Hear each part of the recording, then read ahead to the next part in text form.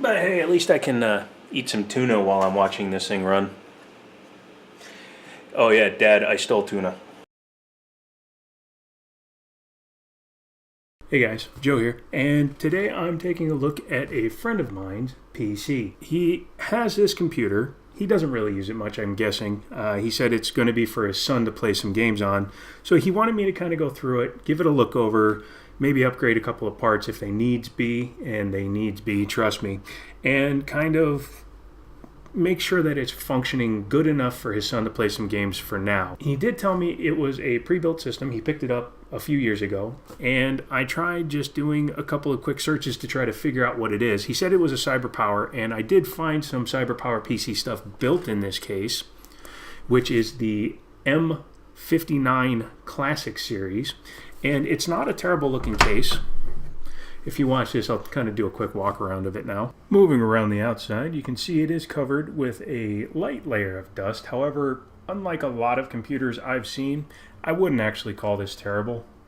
You can see down into the grate there, there's a little bit of dust buildup on the fan, but again, nothing a good can of air duster can't fix. Funny enough, I can't actually find any information about this case that's really relevant to the build as it was described to me. I kind of dig it though. It's kind of angular and it's got everything kind of set up like a car dashboard, which is kind of cool, which may be why my buddy liked it so much.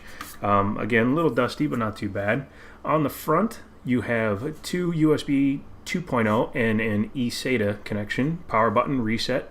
He has a Blu-ray drive, a multi-card reader, and a digital display that we will see that shows temperature and things like that, and we will get to that in a little bit. This was laughingly called a stealth bay because you put your drive in there, it sits back just a touch, and when you push that, it pushes the tray out, which would open that. So yeah, that's kind of funny, but NZXT, man, they've been around for quite a long time. I tried to date this system before I booted up. I haven't booted it up yet, and the case dates anywhere from 2009 to current, or 2015, I believe. I don't even think I'm going to have to do a complete disassembly like I originally was expecting to, because these parts are not that bad. You look at the motherboard and it's not covered in a layer of dust. The cooler isn't covered in a layer of dust. There's dust on the graphics card, but that's expected because you have fans up there, fans here, pulling air this way, and of course a big 120 in the front pulling air in this way. So there's going to be dust, but this is not bad. The only thing I can tell for sure is that it's definitely an AMD processor, because you can see there AM3 socket support, as well as I have zero idea, because I haven't read the sticker yet, because I wanted to show you the dust, what the graphics card is. The graphics card should tell us what era the whole system comes from, as well as whatever the BIOS can tell me when I boot it up. But it has very little in the way of connectivity, and it's single slot. It has an HDMI, a VGA, and a DVI. It's not that much different inside from a lot of modern cases, to be completely honest. It just has more drive enclosures. And yeah, I guess the next thing to do is to install a hard drive. That one. I'm going to install Windows 10 on the system and see how it runs. See what I mean? It's actually still a relevant case. In fact, you can still get it on Amazon.com right now. But he wanted me to go through it, kind of clean it out, and this is the best part because this is what he calls dirty. And for me, this is a treat because some of the other stuff I've gone through and tried to fix in the past have been horrendous. So this is a treat to work on. He did pull his hard drives out, or hard drive, and I'm just going to throw in a 320 gig for now so I can do some testing on the system to determine whether or not it's even worth for him to upgrade an old AMD system like this. I don't have the full specs on the system yet because I haven't even powered it on, and I haven't taken the cooler off of the CPU because I want to see, and this is an experiment because I've never had one this old, how this computer is running 3 years on with the AIO being on there. That's not to say the whole computer is only 3 years old, because judging on what I'm seeing, I have highly doubted that fact. But let's go ahead and we're going to throw this hard drive in there. I'm going to load Windows on it and we will see what we got going. So hard drive's installed, and the next thing to do is I'm going to power it on, and before I start doing any installations, I'm going to go into the BIOS and check it out and see what exactly we're playing with. So I'm going to go ahead and turn this a little more. And of course I have my AMD system sitting behind it because why wouldn't you? All right, guys, let's kick this pig.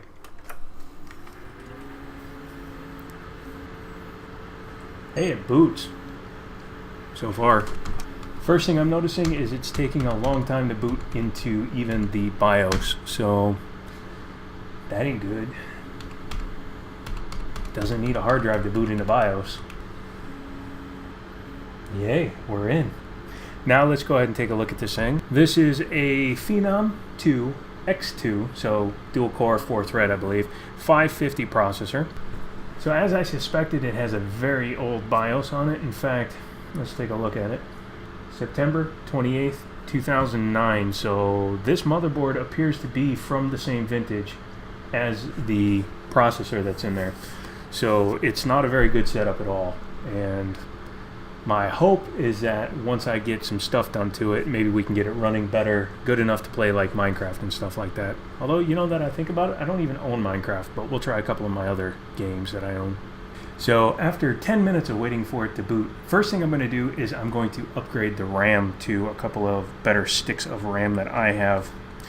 In my Opteron system, I have this PQI gaming crap. It just also happens to be twice as much RAM, so it'll also go from just being a faster RAM to having 4 gigabytes instead of 2, and hopefully that will speed up the system enough to at least make it usable. This board does not have 4 slots, it only has 2, which is a major bummer because your only upgrade path is 2, 4, 8, you know how I mean. So I'm going to go ahead and shut down the system and install these. Now we wait for the boot.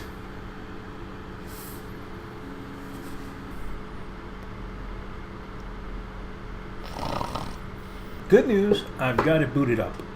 The main reason why it wasn't booting last time was actually that piece of crap hard drive I was trying to use. It was probably just a dead hard drive. And when I swapped it out for one that I had in a laptop that I used, it actually boots up a lot faster. I mean, not a lot faster, it's still only a 5400 RPM hard drive, but at least it boots into Windows. Let's go ahead and open up CPU Z or CPU Z, depending on where you live. So this, as you can see, and we'll zoom in, it has the AMD Phenom 2 X2 550, which is a Callista processor, 79 watt, so 80 watt CPU, and it's on a 45 nanometer process. It's rated at 3.1, but of course it's using AMD's speed step technology, or whatever they call it for AMD, and it's actually running a little bit slower because it's not under full load. Luckily, this hard drive has games and stuff on it. But the first thing I want to do right now actually is pull up Hardware Monitor and see what this thing's running at right now. Okay, it's actually running really cool, which is not to be unexpected, but I think what I want to do is try to run a Cinebench run and see what happens. Now's a little bit of fun when we wait and watch as it tries to extract a file when it's just a dual-core processor. We'll come back right after this. After many minutes of waiting for it to boot, I've decided to throw in my SSD. This is the SSD out of my AMD system, so hopefully it'll have AMD drivers on it that will play nice with this system. So yeah, just pop that out, pop this in, and we are back in business. This is horrible, by the way. I would never do this. I'm going to suggest my friend spend $30 and get a power supply. Maybe I'll even sell him one of my power supplies. SSD installed. Let's try it again. Well, I guarantee you it's going to be a better experience. The question is, how much better? I also want to show you something I did. I went ahead and got to the CPU configuration and decided to turn this bad boy into a Phenom 2 X4 B50 processor. For those of you that don't know, you can unlock a lot of these old Phenom processors as long as a motherboard is capable of doing it, and I'll show you how to do that right now. But before you continue, I will tell you right now, I am not responsible if you brick your motherboard. Granted, it's like $3 worth of parts, but I am not responsible if you brick your motherboard. What you need to do in your CPU configuration menu is scroll down to Advanced Clock Calibration. Okay? By default, it's disabled. I went to all cores instead of auto, I went to unleashing mode and I enabled it. What that does is it allows you to unlock all the cores that are currently on that CPU. The way that AMD would bin their processors is if you had an X4 that wasn't performing at full spec, say like a 760 or something like that, you would just go in and they would, in software, disable 2 of the cores, and then it would run as a dual core processor, which they would then resell as a Phenom 2 X2. Those cores are still reusable, but you're taking a risk by doing it. That's basically what AMD wants to get across. It's you, the end user monkey, that is going to be changing your system. So that's what I did. I went ahead and re-enabled all 4 cores. I did turn off cooling quiet. Cooling quiet, when it's off, will make your processor run at higher speed more often. Cooling quiet tends to bring down the processor speed depending on the load. I prefer to keep it all the way up. Let's see, what else do we have? I don't know who Gart is, so I'm not going to mess with him. Now this is the Asus M4A78 blah blah blah motherboard. If you have the Asus motherboard, you have to go into jumper free configuration. I'll find a picture and I'll insert it right here. Older computers, depending on how you wanted to change settings for clock speeds and whatnot, you actually had to change the jumpers on the motherboard to enable certain speeds. That is why it says jumper free operation. I went in and obviously I'm a manual overclocker. I haven't screwed with anything really outside of turning it to manual. I've left the reference clock at 200. The reason I'm doing that is when you mess with the reference clock, you can change the overclock on your RAM, on everything, your PCIe lanes, everything. So I tend to always leave that alone, especially if you can overclock the frequency or the multiplier, which is what Intel and AMD still use on their unlocked CPUs. So I went ahead and changed it from 15.5, which was 3.1 megahertz, 3100 megahertz, sorry, and changed it to 17, which is giving me 3.4 gigahertz. And I'm going to mess with that as we make sure the system is stable. But I also increased the voltage. As you can see, it's currently 4 core, 4 threads at 3.4 gigahertz.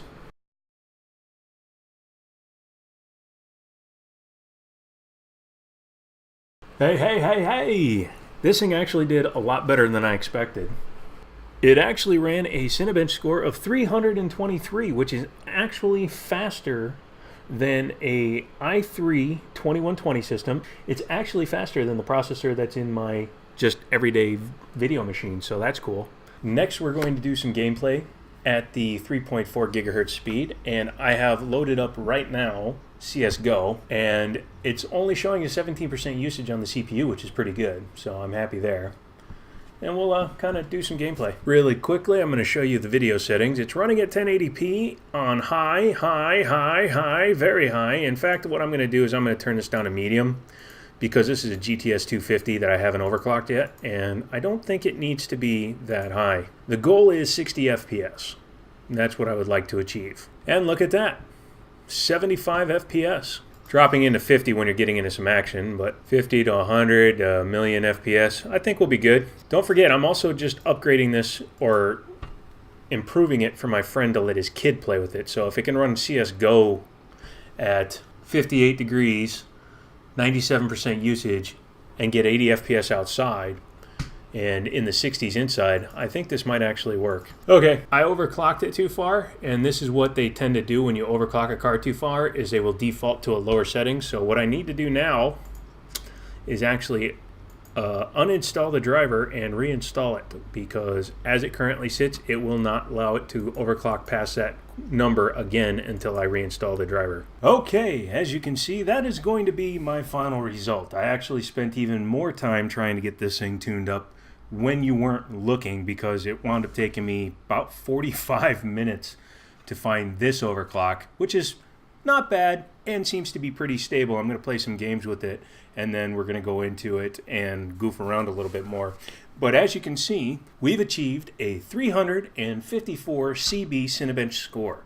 That is not bad. So far, I've enabled the 2 dormant cores on the X4, because now it's an X4. I've increased the CPU speed from 3.1 gigahertz to 3.6975 gigahertz. In terms of the memory, I have that overclocked from 800 megahertz to now almost 1,000 megahertz, which is perfectly fine on these ramp sticks. They're actually 800 megahertz to start, so 1033 is very attainable on that. And I am using an SSD to verify speed increase in terms of gameplay and things like that, which is a given. As you can see, I have the GTX 460 in there, I have the SSD in there, I have the 4 gigs of RAM installed in there, and I have the other 2 cores unlocked.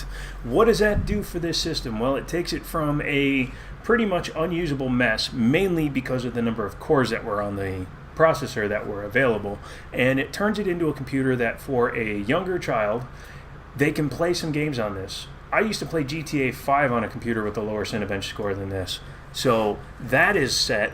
The jungle sandwich that's in here for the wiring, I'm not touching that unless he wants a different power supply, because CYBERPOWEPC, if they in fact did build this, they boogered so much crap together. You've got Molex to fan to Molex, Molex to power adapter for hard drives, Molex to SATA, and everything else they did, including being so cheap as to just tape a temperature sensor onto the back of the graphics card for that screen that's in the front, rather than soldering it onto a couple of pads, which I guess for upgrade reasons makes sense, but still, it's not optimal. But I think the way this system sits as of this moment will be perfectly fine for his kid to play with. I'm just going to clean it up, but I would suggest to him to go ahead and just upgrade this for now, because I can probably for $100 put together the system the way that he can enjoy it for another year, rather than going out and spending $500 to $700 for a computer for his kid. You know, I never had a $700 computer when I was a kid. So that's it. If you have any questions, leave them down below. If you haven't subscribed, go ahead and do that. Yeah, that's about it. Click over here. You can see another video. Or is it over there? I don't know. I can never remember. So somewhere in here will be prompts for you to do things. And as always, I'll talk to you later.